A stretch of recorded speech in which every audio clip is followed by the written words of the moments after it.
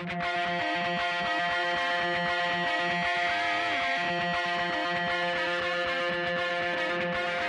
listening to the Roofing Success Podcast, a show created to inspire roofing contractors to achieve optimal success in their roofing businesses. I'm the host, Jim Moline, the co-author of the book, Internet Marketing for Roofing Contractors, How to Triple Your Sales and Turn Your Roofing Website into an Online Lead Generation Machine. I'm also the co-founder of Roofer Marketers, the digital marketing agency for the roofing industry.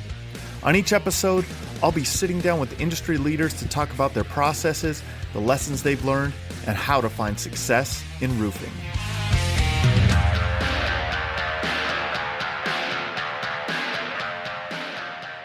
Hey, welcome to another episode of the Roofing Success Podcast. As always, please follow, share, comment, subscribe wherever you're listening. Leave us a review. And if you want to take the conversation beyond just listening to the podcast, go to Facebook, type in Roofing Success, and join the Roofing Success Facebook group. So I've had the opportunity to spend a little bit of time with our guest today. Not long ago at RoofCon, I think he's competing for the best beard in roofing. My friend Dom DePedro is going to have a problem with that. He's been on our show also, but I think you guys are neck and neck. But I want to introduce everyone to Jordan Cox of Roof Medic. Man, how's it going today? It's going great, man. It's going great. Thank you for having me on the show. I've been a long time watcher. I share your videos frequently with my team for inspiration. Cool, man. I appreciate it. Well, hey, man, so you're the owner of Roof Medic. I really think that you have an interesting story of how you got into roofing. Let's start there. How did you end up in roofing? Perfect. Great question. And after I got out of the military, when I was a medic in the Army, so kind of the medic and roof medic. Once I knew for a fact the reason why I joined the military was I couldn't afford college, so the GI Bill was the ultimate end game purpose. So in using the GI Bill, I ended up in Charlotte at the business school. While I was going there, my mother-in-law's boyfriend owned a roofing company, and I just kind of ended up canvassing. So the right before that, I had just finished an internship with young entrepreneurs across America, where we door knocked heavily. And it was a really tough sell. We were selling students painting homes at the same price of local AAA rated professionals. It was tough. It was a tough sell. It was definitely a heartstring sell. But once I heard about the roofing and free roofs, I was like, okay, I'll check it out. It was so easy comparatively to selling students painting your house, that it was just so much easier that I fell in love with just the canvassing part of it in the very beginning. So then fast forward, I gave that company 2 years. I grew, developed, nurtured. There were the multiple relationships with the inspectors and the adjusters and other local professionals in the industry, our suppliers, and I kind of became the go-to for the company. Long story short, it got to where my value greatly outweighed my compensation. And when I tried to I had a conversation about what my goals were, where I was going, where my value was. There was just a disalignment with that company. And I respectfully said, that's great. I wish you success. I'm going to be doing this over here. And I haven't spoken with him since. So that was, there's no ill will between me or anything. But so then marking, I believe October 2016 is what marked the beginning of Roof Medic for me. And it was for the first year, it was just me. I had, again, using all those relationships that I had, everybody was just telling me oh my gosh, finally, you're the guy, finally, you're doing this on yourself. Finally, you're going to love this. You're going to love it. So I had a lot of people that were very encouraging, just letting me know, dude, you can do this. You're smarter, better, faster. You can do this. And so using their encouragement and some of the people that I had worked with, we had a decent book of business within the first month, and then just knowing the type of company I came from and what it lacked, no teamwork, no no culture at all, not even a good, but just no culture. And it was very much eat what you kill. Sales reps didn't talk to each other because they were afraid, like, yeah, you'll see where I'm working, or you'll check my phone and my pick. It was very, Yeah. it made you not Not want a to go good to work. environment. Yeah. It just Yeah. made you Not not a good want to. environment. Yeah. And So that I hear that more often than not, where like where a roofing business owner is a roofing business owner because of the lack of the previous company or companies that they've worked with, right? And so for you, coming into the business, I mean, essentially as a canvasser, I mean, one of the things that I've learned about you from our conversations is that you are thirsty for knowledge.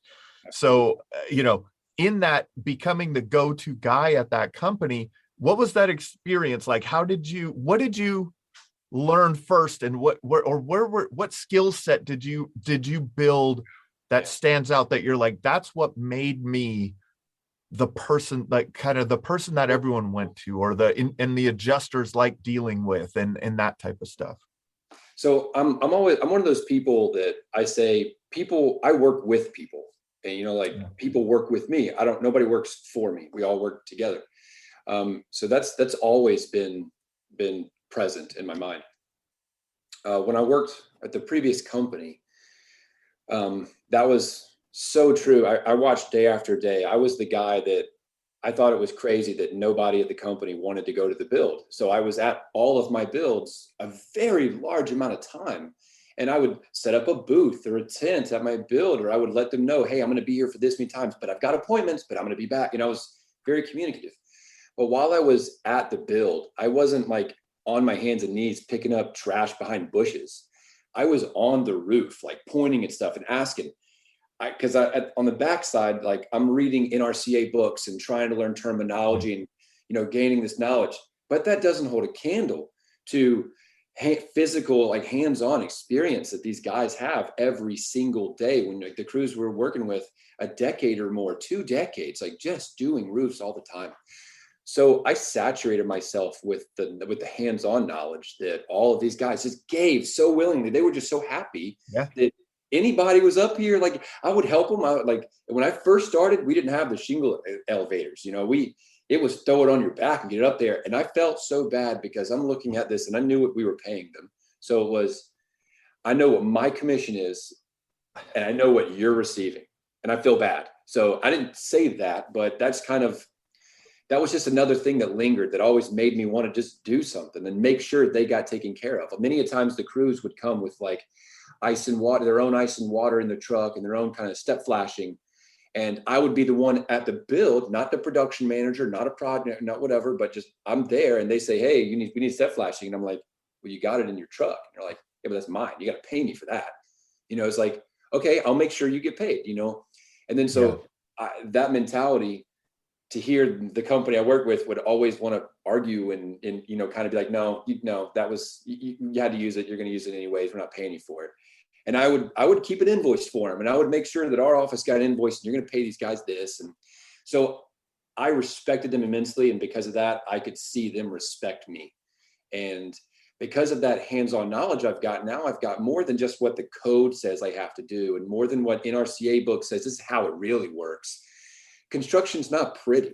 Like between footers and framing and insulation, siding, plumbing, and then all the people in between, we make crooked stuff straight. So when you get to the roof, there's no exception. There's a lot of things going on that you have to find a way to work around. And these guys are those guys. So the combination, so to answer your question, it was the combination of me giving my time to these builds and these crews that had the knowledge, that aspect, which gave me a deeper understanding of the words in these books. Mm-hmm. And it was, I've got a no quit. I'm going to do it. Nobody can stop me. I'm breaking through these walls attitude. And that attitude went, doubly for understanding claim summaries, mitigation side, adjustment policies, and policy structure. I read maybe 20 to 25 full policies between 65 and 79 pages, on residential side. I've read multiple commercial policies that are hundreds of pages. And it made me very comfortable and confident communicating with adjusters at just a much higher level, because not only did I know what they needed to hear and how they needed to be spoken to, but I could explain it and draw it in a picture with how we had to do it. And when I'm sitting down and I'm like, yeah, that's great, but you see this house, it's like this, and I have to have drip edge like that because this is tucked and this piece is pushing out, so I have to fabricate this. I could draw these things. And again, it's like thinking like an attorney, like a roofing attorney on that. And it's like, no, I can do this. This is what we have to do. And so those were the two strengths that happened simultaneously. A very strong understanding of the building science behind roofs, and a very strong understanding between all the relationships and adjustments that I perform. Like, again, I'm not better than anybody, but I listen and I ask questions. My first 2 years of adjustments, my general approach during the adjustment was that, hey man, you know what you're doing. I'm here for the homeowner, just like you're here on the insurance company's behalf. We're both grown men. You've got your job, I've got mine. But while we're up here, do you mind me asking, like, what is like, how do you, and I would typically ask between like 3 to 10 questions for every adjuster. Some of them didn't want to answer, but most of them, they absolutely loved somebody that would just be a professional with them, because their job kind of sucks, especially when they have to tell homeowners no. And then they get in a big old argument, and then they're the bad guy, and they're so their job is not super great, and again, understanding that, so many of them just opened up to me. And then it's like, ooh, like behind the curtains. What do I say when it's like see little pieces like this? Everybody knows this now, but back then it was like a treasure. Yeah. Insurance companies don't pay for wood rot, but they will pay for nailable surface. So that one stretch of line where the adjuster's like, hey, don't send me no pictures of wood rot, because that's an unnailable surface. They don't say those things to you if you're a poop head. They don't say that if you're disrespectful. So I just listened, and then they just softly coached me to how better to communicate to get the maximum for the homeowners. And That's again, awesome. just listen. So that's how I became the GOAT at that company. I was just, I can do it. Oh, you get I can do it. Yep. And it's all in the questions that you ask, right? Like Absolutely. like you were inquisitive. And I think great entrepreneurs are inquisitive. Like, to me, that's a trait of an entrepreneur. Really someone that really wants to understand things on a higher level. And then because they know that it will help them communicate that in their business, right? Now that you can have a conversation about nailable surface versus wood rot, that's a different conversation, right? Now that you're being able to communicate and fully understand the challenges of what the crews are going through. Now, when you have and you're going to bat for them, they want to be on your jobs. So I'm sure when you started Roof Medic, exactly. right? Like when you started your own company, you were the guy. They were like, man, let's go, Jordan. Let's, you know what I mean? How many jobs you got for me? Because they know that you're there to help them complete a good build, get paid what they deserve, and all of those things. When you're talking to an adjuster, it's just developing those relationships, that language. That's awesome, man. So one of the things that it made me think of when you were talking about that is because of your military experience being a medic in the Army, correct? Mm-hmm. Yes, sir. How do you think that experience in the Army has translated into your daily life and then into being a business owner? It's a very good question. And it's a multifaceted answer, because when you're in the military, and again, I was only in the military for about 4.5 years. I did 2 deployments to Afghanistan. So I was able to train and then perform, and then train and then perform. Whereas when you don't deploy, it's kind of just like you're always training and doing exercises and stuff. So I did have that opportunity of the tactical execution side of what I'm being trained to do. And in that, I would say, understanding people, understanding priorities, like how to prioritize, how to think under pressure and utilize your resources to the best you can. And just to stop right there on that point, there are so many instances where people underutilize their resources and they exhaust their energy and they leave stuff around. For the easiest example is around 4 o'clock. Like I'm asking my guys, like, hey, do you think you have enough shingles around 2 o'clock? Because closes at 5. I'm not going crazy. We need to make sure. And when they're like, hey, no, we're good. And I'm like, okay, are you sure? And they're like, yes, we're good. I think we're good. We're going to have extra. Okay, great.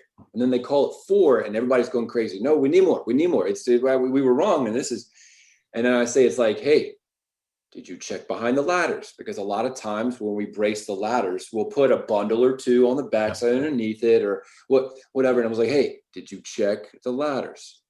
And then they're like, hold on.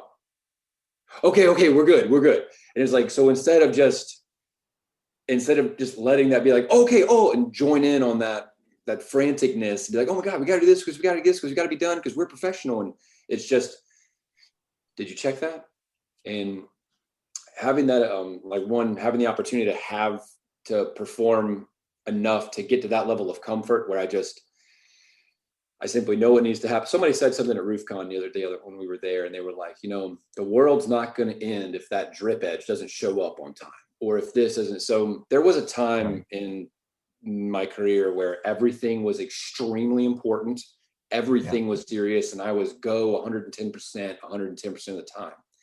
But you will burn out. So knowing now, like I now know these things, I would say effective scheduling, prioritization, understanding people, how to communication. Communication before all of those things, actually, because being able to effectively communicate on a consistent basis with your customers and your team and your suppliers.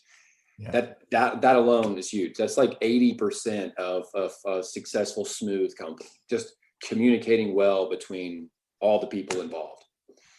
So those are all the aspects that I know the military I benefited from in the military.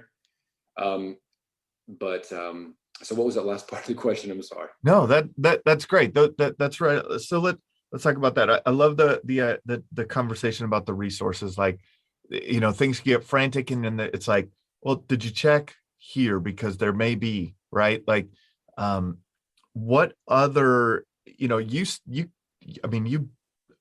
like most roofing company owners, I assume that you bootstrap RoofMedic, right? It was like, hey, you didn't come in with a large amount of cash to invest in building your business. Yes, so in those situations, you have to utilize your resources. Where else has that skill set translated in the starting phase, in the startup phase of RoofMedic? So resources is like a macro term, right? Yeah. Like resources can be like physical products on a job. They can be people. They can be like a relationship. It can be a program, like anything. Resources is a tool that can help you cross the finish line, right?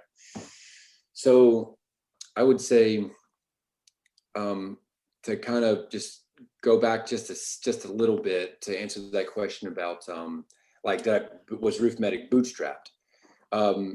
In a way, I feel like all small businesses, startups, that they are. Exactly. Without getting too into the nitty gritty, when just like everybody else, I was a 1099 when I came in, and I was in college. I had a business degree and a couple of other, and I was like, I love reading. So I knew that it was going to be beneficial for me to have an LLC, which at that time, I think you didn't even have to have an LLC to get workers' comp on yourself. I didn't. I don't think you did. And then it became you had to. But I had my LLC, and the company paid my LLC, and the company paid and then my LLC paid me, right? That's kind of like the general role. Yep. So because of my GI Bill and everything, I didn't really need, I got my housing stipend and I got the school paid for. And so there was no bill. I had zero debt. I didn't smoke. I didn't really drink that much. I didn't dip. I didn't whatever. I didn't have whatever. So when I got out of the military, I had about $50,000 like saved up. And I never really burned through that. It just, because the GI Bill kicked in and I never really had to pull a lot from my own resources. And then the roofing stuff, when I was getting into roofing, I was the guy, and this, I don't know if this is a good thing or bad thing, but I was the guy that would just drop 15 to 19 contracts a month on this desk. I mean, honestly, at one point, the company owed me like $77,000. And then I came in and I was like, hey, I need like, make it 50, give me 50. And then they're like, that's too. And I'm like, hey, you owe me. I don't know what you can tell you. Like it's, so most people in this industry, they come in kind of needing money, and it's kind of hard. You got to come up with like a custom plan. And I wasn't one of those. So I had to be on, like, I tracked my stuff to the T. Like, I had a spreadsheet that you unfolded and like you put on the table and like all this, that was me. And like, so I would come in and I'd be like, all right, you owe me flip, like this. And then, so like, there was like my largest check I ever got was a $50,000 check, because it just kept coming in that what he owed me. And so there was never a point where I really like needed money to do it, because once I transitioned, when like my value just superseded my compensation at that place, and we made that transition, nothing really, I mean, like all I did was I started doing business as in my area, the roof medic. And and then my wife, she's a genius wizard. So we crafted all, like everybody else does, you take, what am I used to? How do I make whatever I'm used to better, and put our logo on it and everything. So we had all that stuff. And we actually had, when I let all the homeowners know that I was leaving, because I let them all know, hey, listen, I'm leaving. I'm going to help you completely. I'm here. I'm still your customer. You're still my customer. But at the end, I'm not holding your warranty. You're not going to call me if you have any issues, but I'd love to help your families or anything like that. And they all, like, without fail, every single 100% of them, they were like, Jordan, I don't know them. I know you. If you want to do my roof, I want you to do it. And I was like, hey, fantastic. So like when we did that start, like, again, not trying to toot any horns or anything, but we had like 30 plus roofs within the first month funnel in. The lowest price one was like 27,000. And in that realm, it just kind of, we started with like a cushion, and then we just never stopped to build our buffer, And so it was, it was very kind of fortunate how it all happened, but I know a lot of it was because military done, a little bit saved, GI Bill, never had to pull from my savings. And then with that transition of the DBA, it just kind of just worked out. So I don't know if that answered your question. No, that makes sense. So that makes sense that you didn't have to, that you weren't utilizing resources in the same way that I was thinking, right? Like I was, what were you utilizing? But maybe you had maybe you had to utilize, you didn't have the people at that time. Absolutely. Was that it? Right. So we were talking about it on a macro level. So what were some of the, how did you, what those lessons from the military of utilizing those resources? When you're out in Afghanistan, you have what you have, right? It is what it is. Like, and so that's kind of what I was thinking. Like, and so maybe it was people, maybe it was something else that you utilized that was financial. Absolutely. So, people, relationships with people, that was my absolute best resource. I'm a pretty personable person. As I always explain it to people when they ask, why should I hire you? And I was like, well, it's because you're going to want to, like, just meet and speak with me. You're going to want to do business with me. If you put me in a row of 10, you'll want me. You might choose somebody else, but it's not going to be because you don't want me. It's going to be because I'm a little bit more expensive than you want to pay or whatever. So, in that sense, in the very beginning, best resource, people and relationships. I mean, the relationships between the adjusters, all the inspectors that they hire, the bankers that I had met, the homeowners that were, I mean, those homeowners that are just very wealthy, know a lot of people in the well-to-do gated communities, like pulling from that. I understand like vertical integration pretty well. And I already had all of these people's information. So it was like, hey, I'm letting everybody know this is what I'm doing. And if you remember how I helped you, like the stuff that my other company wasn't even doing. But the relationships, referrals were my king. I paid $0 in marketing my first 3 years in business. Not that I didn't see a value, but I didn't have a team. And I was so focused on just providing a service and doing as great as I can that the company was growing, but it grew pretty slow because it would be like, okay, I've got one guy. So now I've got one other guy with me. And I was very heavy on him. He was great at canvassing and he kind of came up the same way I did. And I got them into the inspecting part, into the adjusting part, but it was very slow roll. Yeah. But that's honestly because I would get, 2 to 3 calls a day of like leads just from referrals. And so in that sense, every single time I made those little referral sheets, or I made all that stuff, like every opportunity I had, I was asking for a referral. I was asking for a homeowner to walk me next door, introduce me to that person, or will you call them right now and tell them I'm coming over? Like I would utilize every person that I could, that if I felt they were gaining value and they showcased like what you're doing is valuable to me, Jordan, great, because let me tell you how I can help everybody else. And they got that from me. So I very much tried to capture as much of the low-hanging fruit as possible. And once you've established that trust with somebody, some people don't realize this, but that trust, you can transfer that. Like when you have built and you have that trust buy-in with a homeowner, when they call their neighbor, you're not starting from the bottom. All right, prove yourself. No, you're starting with that trust that other homeowner has. And now I don't have to redo it. So when I like going into a new neighborhood, it is all about establishing your trust, respecting their community, and like doing what you say you're going to do. If you do those things for one person really well, it'll multiply, because that trust will move from person to person as you're communicating with them.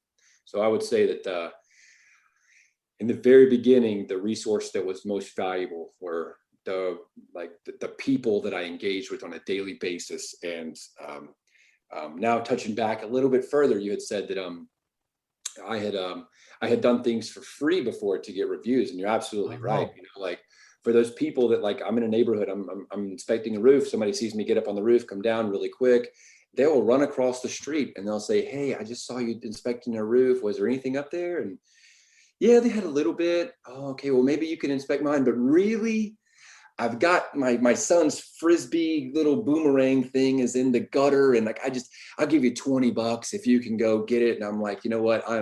Please keep your money. I don't need that. I've already got my ladder in my hand. So I would walk over there. I would give them that 5 to 10 minutes, and they would sit there and try and give me the money. And I don't think I think one time a woman stuffed money in my pocket. Like I just kept saying no, and she's like, no, you have to take it.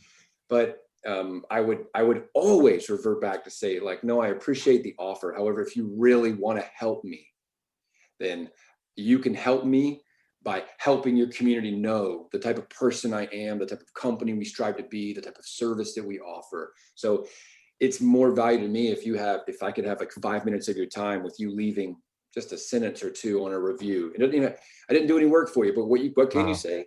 You can say I'm a professional. I was polite. I was willing to help when I didn't have to. You can say whatever, because it's more about, in the beginning, it was me. Like, why should you hire me? And it became like, why should you hire like the idea of who I aspire to be, which is who I try to make all the people that we have, they aspire for that same dream, just like helping people. And again, that's kind of a general but you can feel it on somebody when they want to help, when they're there to help you first, because they know that they're going to be paid if they help you and they're good at it. So that's a great example of what I was like, utilizing a resource that you have. You have a ladder, right? Like, absolutely. I've got 5 minutes. You got 5 minutes. You got the Frisbee down, right? You got, the stomp rocket, whatever it was up in the gutter, because all the kids, that's what I got in my gutters right now, are stomp rockets from my 6-year-old twin boys. It's like you went up there and did that for that person, and it, and that was something that didn't cost you, anything. It was a resource that was already available to you, and you utilized that. Absolutely. But what you did was along with just your personality and the way that you do things, is taking care of people. It's part of what you do there. And so it's the little things like that, right? What was that experience like? When you started getting reviews for the little things that you were doing? So, like I said, we got like 2 to 3 like organic referrals or leads a day straight to my phone at that time. And like So much so that I had to get talk route because I was like shaky. If I couldn't answer my phone, I was like, oh my God, I just missed a roof. So I had to, I ported it all to talk route. But all my stuff is free inspections, of course, and free estimates, and it became free consultation because I just, I want to help people. Nobody's going to choose me if they don't know me, and nobody knows me. So how do they know me? Okay. But no, a couple come to my mind, but I would go out to a home, and it came down to if I could fix it with a little bit of caulk and maybe a nail or whatever. I just didn't feel good charging people because it's worth more than $20. But to say 200 or 250, and then it's like, now I feel like I have to warranty it. And I don't really want to warranty this old roof that I was able to caulk to make you happy, whatever, right?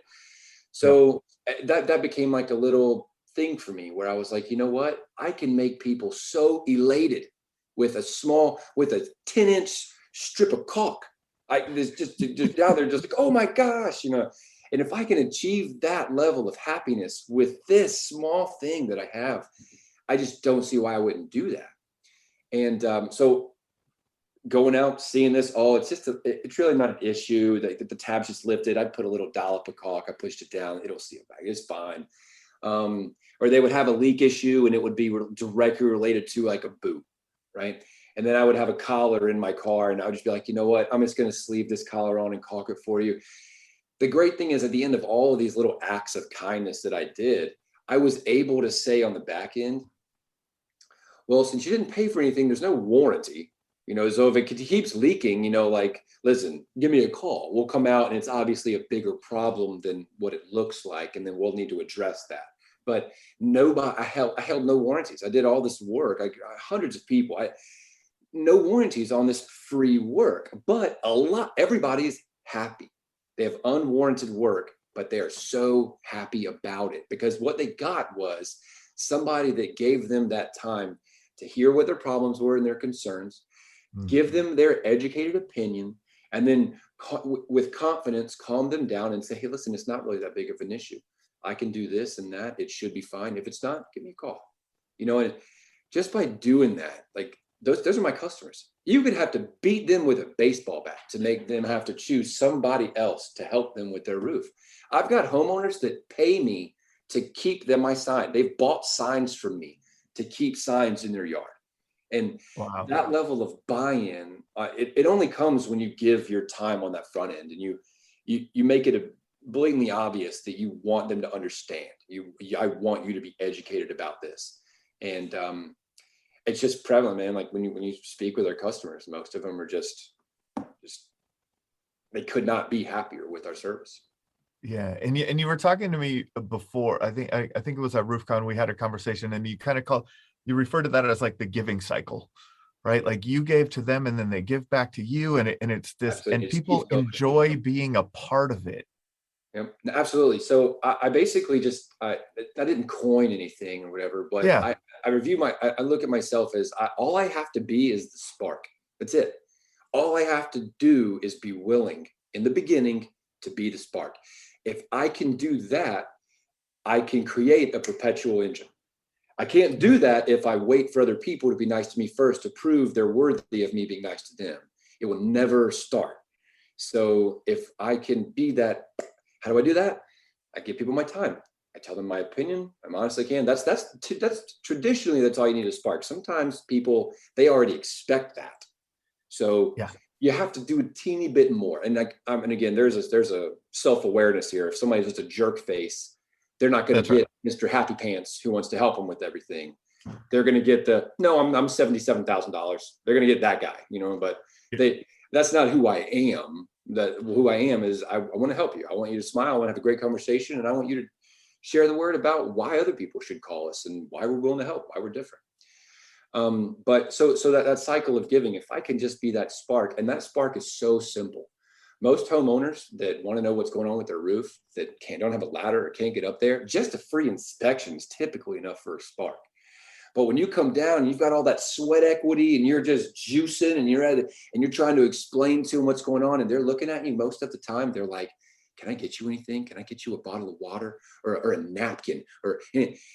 That's them trying to jump in in the gift cycle. They want to be a part. And that's what I'm waiting for. I'm waiting for them showcasing. It could be money they want to give. It could be them wanting to introduce you. It could be anything, but you got to kind of be aware of it, because you don't want to, some people think like, no, I don't want to make you go out of your way. Don't worry about that water. I don't need any. I've got some in my truck.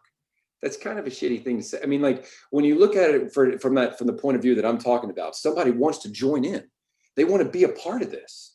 And you're not letting them. If you don't let them get you that bottle of water, if you don't let them give you that popsicle, if you don't let them like just give you a napkin to make them feel good too, because now they're involved. Now I have offered them a service. They have offered them. They create value for themselves. And all of a sudden they're way more present in the conversation, and their questions get a little bit sharper. They're more intentful with their words and their time. And when that change happens, they're my customer. You know, like once I commit that spark and we start going back and forth with that, they're my customer. Like I would have to seriously mess up. We'd have to seriously drop the ball to lose them as a customer. So I would say to anybody watching this that wants to understand about that gift cycle, if you can simply give a little bit of your time, not just showing up, doing your thing and leaving and being rude or fast or quick, whatever, but, you know, like being present and intentful for just a few minutes with that person, listening to them, telling them your opinion, and just doing what you say you're going to do, that should be enough for that spark to then get something back from those homeowners. And the moment they say anything about, do you want a water, or is there anything I can do for you? And anything like that, that's them trying to get into it. So just acknowledge that and let them get in. And when they're in, that's where you want to be. That's all this training is for. All the stuff that everybody sells. It's about that. And that's a really simple way of doing it. Just let people give you stuff when you give them stuff. That's it. Yeah, that's an amazing that like when you told me about that, I was like, it's so simple, but it's true. People want to be in the process with you. They want to be involved. They want to give along with what they're receiving. It's a reciprocal thing. It's like if someone buys you a gift at Christmas and you didn't buy them anything, you're like, oh, I don't feel good about this, yeah, right? Like I don't feel good about this, right? Like it's a bad feeling. So getting them involved in that giving cycle is something that's super cool. One of the things is so you bring value, but one of the things I think that you also do well and in developing your brand, and I know you told me that, you know, your wife is kind of the brains behind a lot of this stuff, but I love the way that you've developed your story within your story and your brand. Your story and your brand go together so well. You were a medic in the Army, roof medic. But that goes beyond that. It's kind of the way that you go through your day-to-day and giving value at the same time. You're like a medic. You're trying to help people solve their problems and things. So how did that brand come to be? Was it just your wife said, hey, this is what it has to be because I know you? No, or what, you know? So I knew I wanted, it's actually, it's not here, it's at my house. I've got like this big printout thing of all the iterations of Roof Medic as we started from the very beginning. I believe our first iteration was like a triangle it was just a triangle. So it was closer to this, but it was just this triangle part. And I was like, we did it. We got it. It's like a folded flag. It's amazing. First contract, the homeowner had she had a son that had passed away overseas, and she had received the folded flag from the fallen soldier ceremony. And I'm all of a sudden looking at it like, this isn't my brand. This is the last time. I burned all my contracts. I'm like, take them all, get them over here. Nobody's seeing these ever again. Like I can't do that. I can't. Now all I could see was the fallen soldier flag. And so I was like, okay, we got to make a difference. So then we elevated it. We kind of put walls on it. And, you know, so it evolved like just through practice. Right.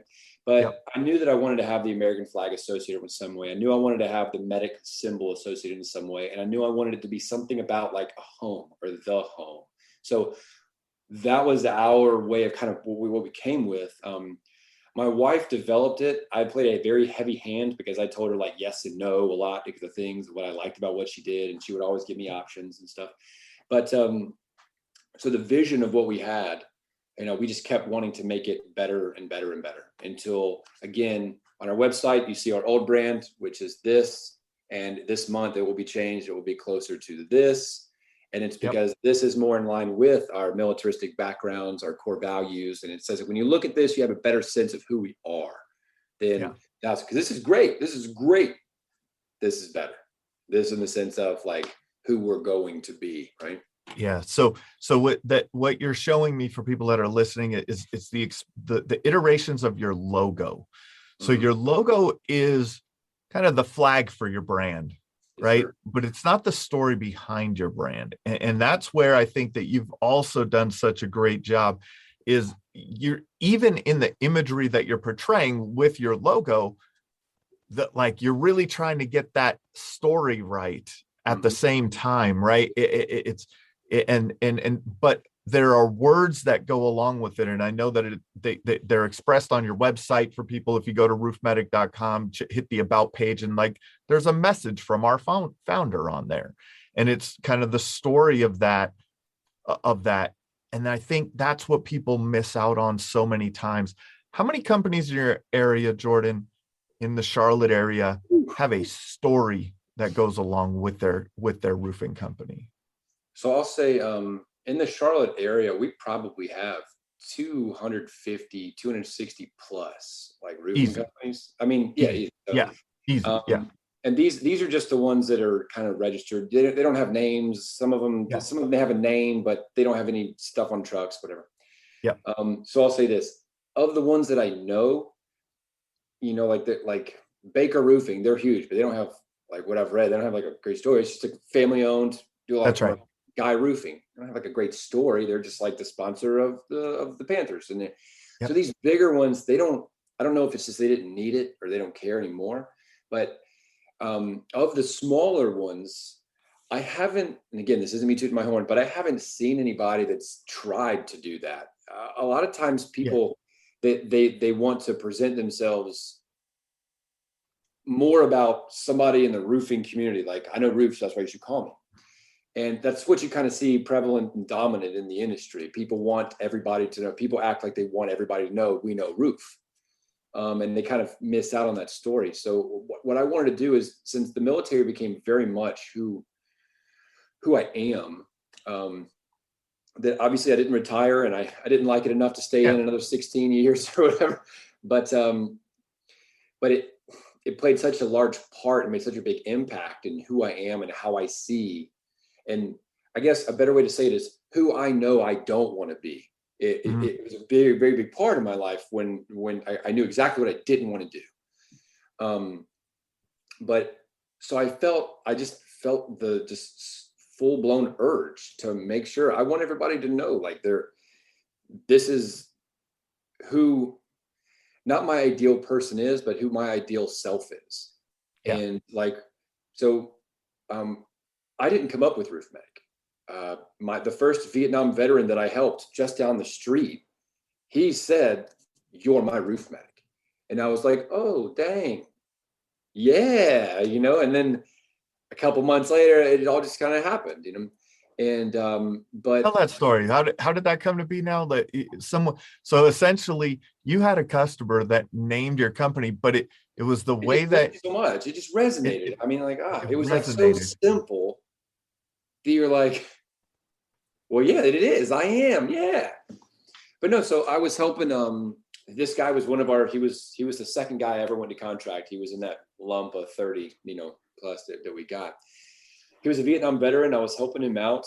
He had a very interesting story that he shared with me. It's a little bit too long to share here, but it was about the relationship he had with his medic when he was in the Vietnam War.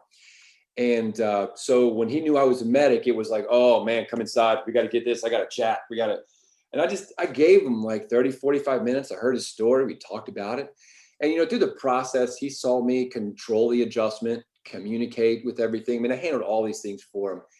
And he came out like just knowing, you could see it oozing off his body.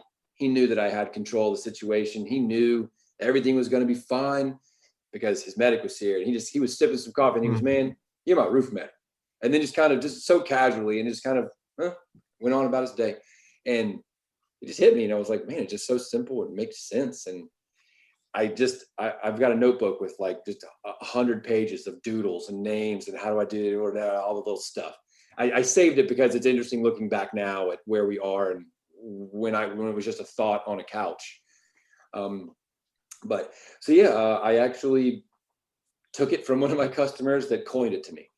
And that's awesome. It really works well. So with knowing that I was a medic in the Army and knowing like roof medic, so I get to put the passion of helping people together with I'm helping them with their roof, right? But it extends with my thought was, if I can not pluck heartstrings, but if I can be open and honest about who I am and like how I came to be and what I believe in, then what I hope to have happen is that people see beyond my knowledge in roofing, and I'm somebody they just want to do business with, not a roofing company they want to do business with, but a person. Yeah. And without asking, offering, or marketing, people want to know, do we do doors, windows? Do we do siding? Are we doing hey, what can you do? You do yardscape, you do trees, everything. We defer all of that stuff. I've got guys now that how much more money can we give you? Yeah, I mean, it's like, yeah, that's great, but see, I trust you. Yeah, that's like, right. Well, I don't do trees right now, but I would say, I called this guy, so what we also ended up happening is I have a very strong, like, book of business from like referrals that I can give. And again, here's back to that, the giving cycle. Nobody pays me. Like if I give somebody to that's trees right. Or somebody for driveway or somebody for, garage, whatever, like it's my agreements with them are not each one's worth 100 or you're going to give me back or whatever. It's not that. I want to make sure that this homeowner that trusts me is going to another person that I trust. And as long as you meet that bill, the same thing happens with these guys. They want to give. They want to be involved. They're a plumber. Great. You know how many times plumbers get asked about the roof? A lot.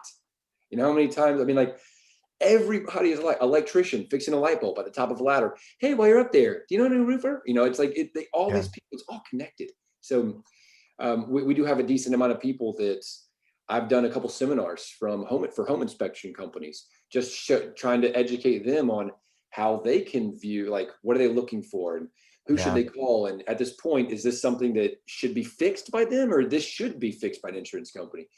And so after doing a couple of those, I've got 3 home inspectors that are just boss and they get all my work. Anytime anybody needs it, it's just like one of these guys, whoever can get it first. But when you do that long enough, those people feed me work. I mean, I get a couple of jobs a month across those 3. I get a couple, like one a month from each one of them. And might not lead to a job, but it's definitely a lead that's solid, that you communicate with. And if they don't want you now, they will want you later.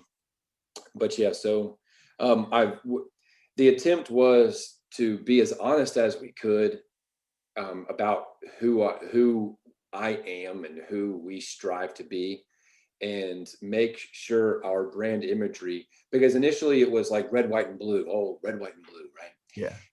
But what we are becoming, and again, it's hard when you go to the website, you don't see it, but after this month, again, my wife's 8.5 months pregnant.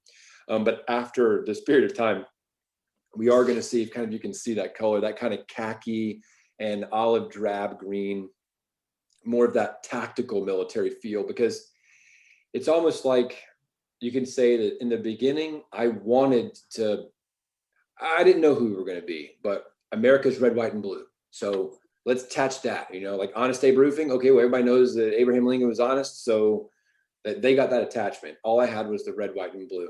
And now after years, we know who we are, and we know who we are in the market. So our brand imaging is shifting too. And I feel like that even though this might not be the end, but it's dang close. This is as refined as stuff gets, almost, in my mind, that the color matches with the imagery, matches with the story, matches with the feel, all of it goes well. And I don't necessarily think there's any secret sauce of that. I didn't go to marketing school, and they might teach the high level integration and the subliminal whatever messaging behind layers of whatever. I don't know.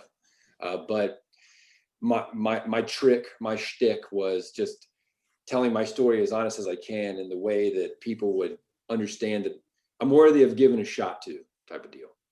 Yeah.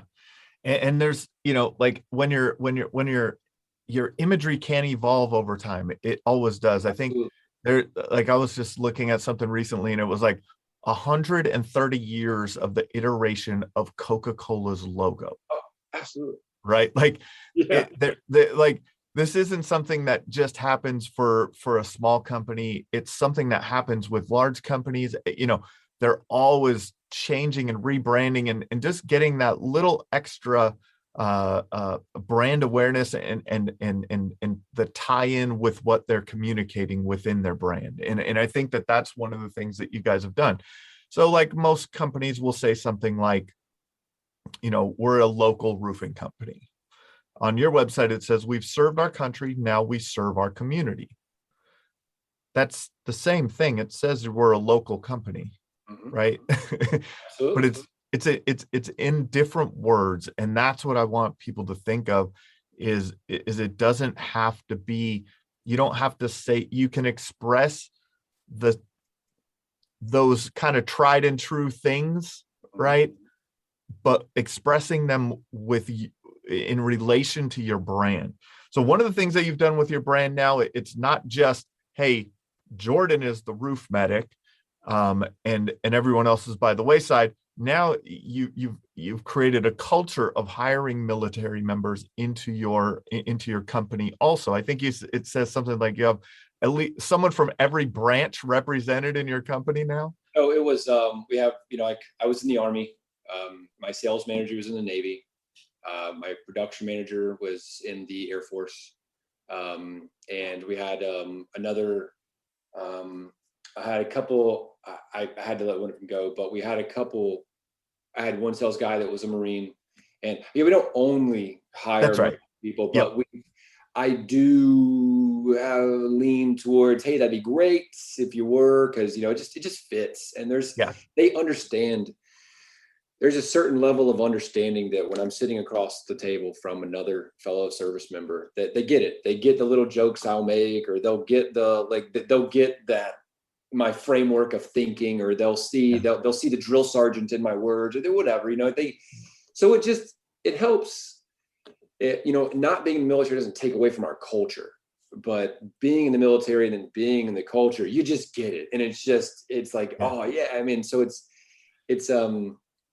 I've had most people, I've had 3 people that saw my vehicles, the military, loved it, followed the vehicle around and then called us, sat down, and then they work for me now, or they work with me now. And it's just because they saw that, they then look at the website and they look at Instagram and they're like, oh my gosh, I want to be, I got to talk to this guy. I want to be a part of this. And, but again, that's kind of, you get that. And it means so much when you're honest on that back end, and they connect to that honesty, that it's almost contagious, man. Like when you just want to be a part of it. Like I would never want to go back to the company I was with prior, like ever. I couldn't even imagine why I stayed for so long, like knowing what I feel like I've been able to create here, and what you have to become to be able to succeed. But it's night and day. That's a whole nother part of it. So what you'd say, like, your brand is more than just what the consumer sees, what the homeowner sees, what the property owner sees, what your brand is also what potential employees see. And when they connect with your brand before they even apply for a position, man, like one of the biggest challenges in our industry is finding good people. When you can attract good people to your business because they see the mission of your company, the values that you exude, all of those types of things, you're not going to be flipping through all those Indeed resumes hoping for the best, right? You do that because that's definitely a big part. But yeah, you're right. I mean, And not that every position you're going to fill just because of that, right? You're going to get people that have never heard of you, but it's different. And so one of the things that you had mentioned earlier is communication, and how that was an impactful thing that you had brought over from your military service. And when you're in a war zone, there's nothing, like, you better be communicating properly, right? Like there's lives on the line. And so a lot of times we don't think of, like, a lot of times that communication gets jumbled in your company. What are the things that you have done to put great communication channels in place, not only between you and the homeowner, or your team and the homeowner, but your team members internally also? So I'll start off with the smallest level stuff, the kind of automated things. We utilize AccuLinks, and every automated function that they offer, we try to just fully develop that. By having those automated emails, kind of telling them about what's happening, what's about to happen, why, that helps, right? That helps educate it. Is one more touch that when we start talking about it later, you're supplementing. Why are you supplementing? Oh, did you read the email, the self-automated, whatever those things are, making sure we're communicating as consistently as possible. Self-automated emails are great if you use AccuLinks. So that's one of the things. Company Cam is probably shout out to Company Cam, but it's probably the biggest difference. That I don't know how many people even use it here. And it's just bananas, because, for instance, we're just today, and we're doing the gutters on this church right now, but that's the last thing. We did the shingles, the TPO, all the metal, all the flashing. We pulled the HVAC units off, put it back on. We did all the stuff. And what was it saying? Just the communication with Company Cam, the visual communication, I'm assuming, right? It's a different level of communication. It's not just a text message we're at 2,300 pictures with that project right now. And I tell you, it's like, to some people out there, they're like, that's too much. This guy's crazy. There's whatever. But you pay for the space, you get the cloud storage or whatever. Yeah. And I never once have to try and sell somebody on something that I'm telling them I did. I just show them. It's so easy. So when they say, how much wood? I say 42 sheets or whatever. And do you want me to send you the pictures? And it's like, you can do that. That level of communication breeds maximum clarity. There is no other question to ask. If you have another question, it's about a different thing, because it's not about this. We're very clear on that. And so Company Cam, self-automated emails, and because again, the edits, the lines, the arrows, circles, all the stuff. Yep.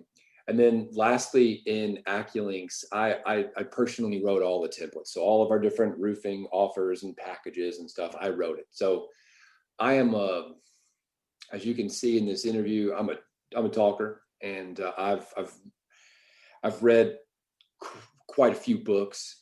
So I understand, I'll say this, I like detail. I love detail. I swim in detail. I live in detail. I love it, because I hate that thought of, I extremely dislike that thought of, if I could have given you a little bit more detail, the final product of what I wanted I would have achieved it.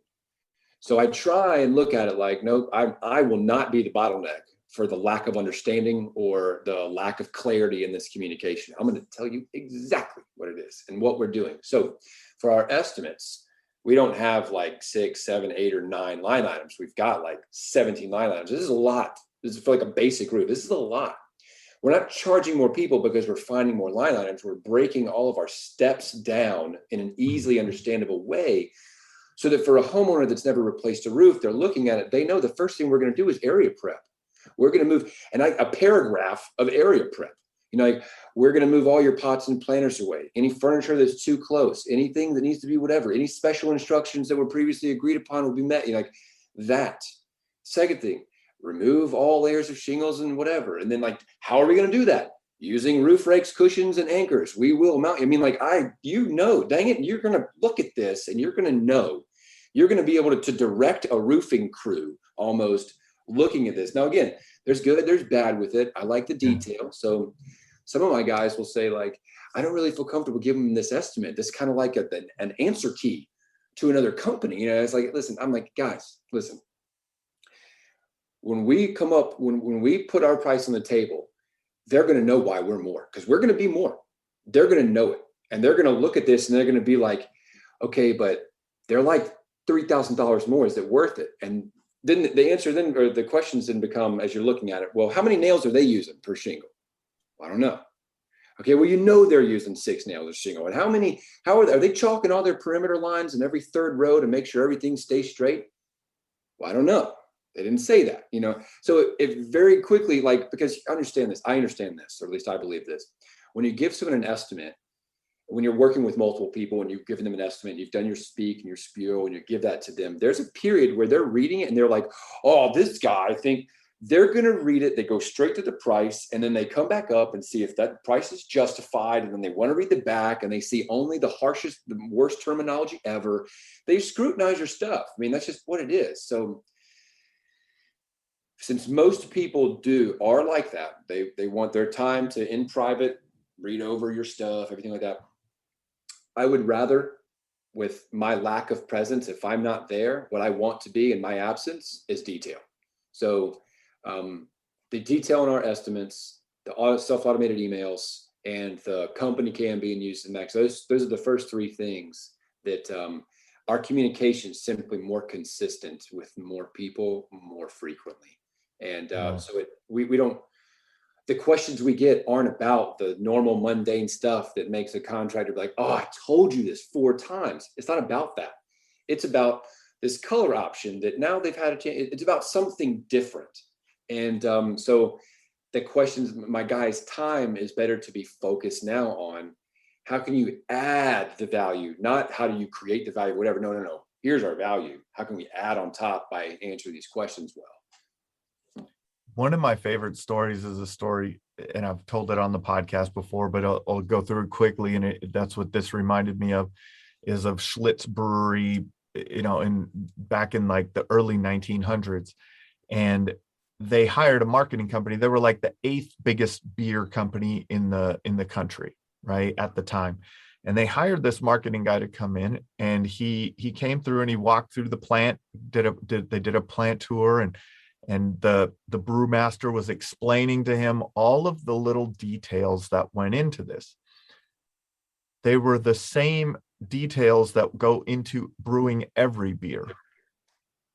So just like what you're talking about, all of those details is how to put on a GAF roof and get the warranty, right? 6 nails per shingle, and right, like you're just explaining the details of the process. So that this is what happened. He goes through, and that's why like all of the beers now say that they have fresh spring water, because their water came from a spring.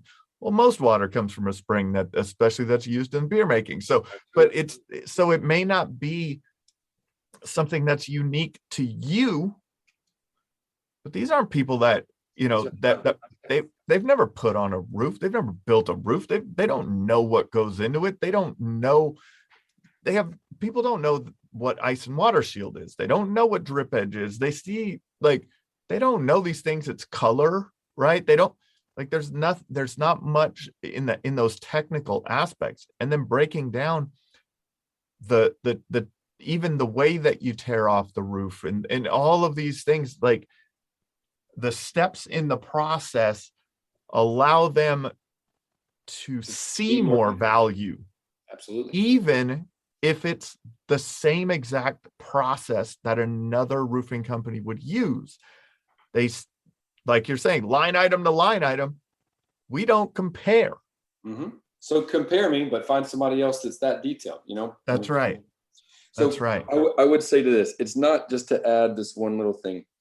It's not that I want to make people's eyes bleed with detail. That's right. I just want to do it. Yeah. It's that, honestly, in the very beginning, I helped so many elderly ladies, so many widows that didn't have a spouse that, like, he handles all of that stuff. They didn't have that. They had a kid that was out of state or something like this. Yeah. So I found myself like, cause I typed up a lot of stuff at the beginning, and then I had Job Nimbus and I had all these presets and everything, but I found myself more often than not, I was like, all right, well, listen, I'm going to type this out. If you read it, it'll be self-explanatory. But if you want to send this to your son in the other state or your daughter, this will be easy for them to understand. I'm not just saying, hey, new roof, 7,000, it's, Yeah. this is, so it's also about, because where I live, this is in Mint Hill, North Carolina, which is kind of in Charlotte. It's like a little town. There's a lot of older people that live here. And so being military, a lot of those older people are here are pre-military or, like retired or like family of that. So it became that, like if I'm going to offer that to them, that's just going to be my default. Like, we're just going to do the same thing and everybody's going to get it. And if people don't want that much detail, okay, you're probably not going to want us, you want Jimbo or you want Billy or you want whatever. You don't want Roof Medic, and that's fine, because I made a post a couple years ago on Instagram, and it was like, we were doing 6-inch drip edge and all this crap and everything, the high synthetic, the best synthetic felts and the most premium sheet, all this stuff, right? And it was like, in the post, it's like, we're not the roofing company for everybody, but if you care about like drip and like these, and I went over the components, then we just might be the roofer for you. And so I would say early on, I realized I'm not marketing to everybody. I'm only marketing to people who care. If you don't care, you're not going to pay my price. You're not going to see the value of my service. You're not going to see my roof's just a little bit more straight than the other ones, or you're not going to see it because you don't care. And so, like, those aren't our customers. Yeah. If people believe that a company that believes that everyone is their customer is wrong. They will fail eventually. Failure's not bad, but they will come to a point where they realize they're wrong. And then understanding your customer, understanding how to speak to your customer, that's the important part of it. And if you want to have a long-term sustainable business, you want to have customers that are willing to pay you to be in business in 10, 15 years. Absolutely. Right? And so I think you guys are definitely doing that on an ongoing basis. What do you think the greatest insight is that you could share with our audience that has helped you find success in your roofing business? The greatest insight with the audience to get the most success.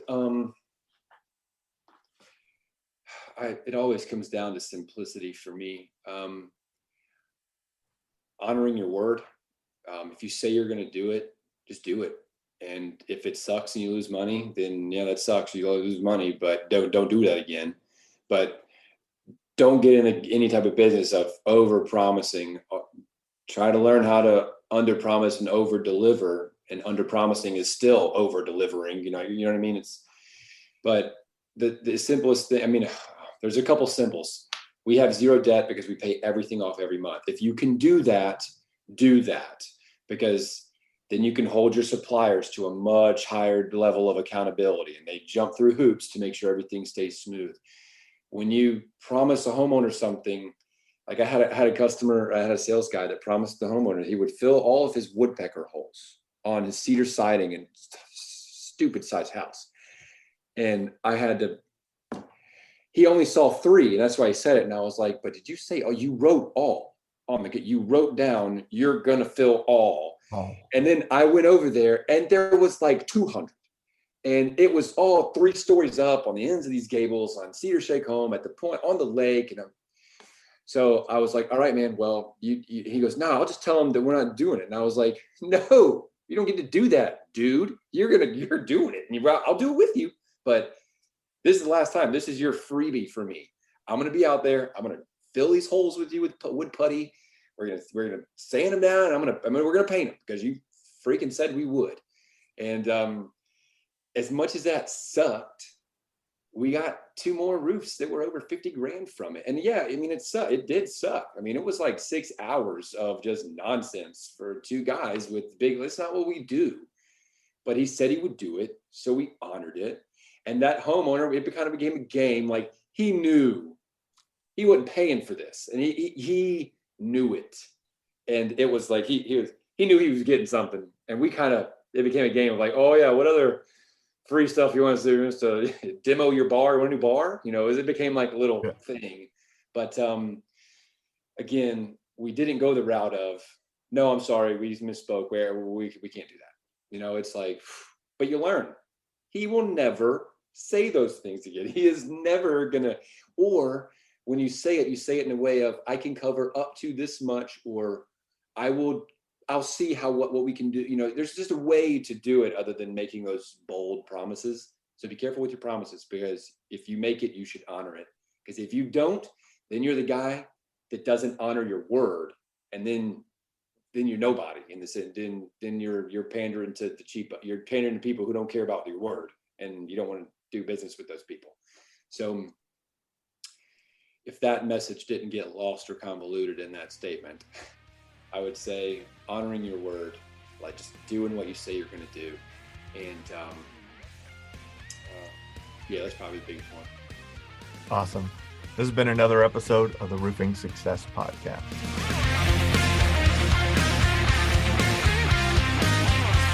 If you would like to generate more sales through your digital marketing efforts, please visit roofermarketers.com and get a copy of the book, Internet Marketing for Roofing Contractors: How to Triple Your Sales and Turn Your Roofing Website into an Online Lead Generation Machine. Also, check the training section of the website for guides on everything from running effective pay-per-click ads to how to properly set up your Google My Business listing. This has been another episode of the Roofing Success Podcast. Thanks for listening.